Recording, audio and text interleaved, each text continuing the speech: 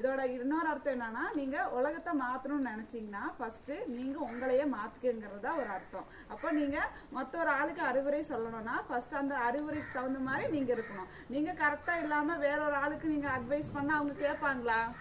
இல்லை, கேட்க மாட்டாங்க. அதனால நீங்க மற்றவங்களுக்கு அறிவுரை சொல்லணும்னா அதுக்கு மாதிரி நடந்துக்கணும். இப்போ வந்து வீட்டில் வந்து அப்பா குடிப்பழக்கத்துக்கு அடிமையா இருக்கிறாரு, புகை பிடிக்கிறாரு, அவர் பண்ணிட்டு இருக்கும்போது நீங்க பண்ணக்கூடாதுன்னு உங்களுக்கு அட்வைஸ் பண்ணா பெருசாகும் போது அதை நீங்க கேட்பீங்களா?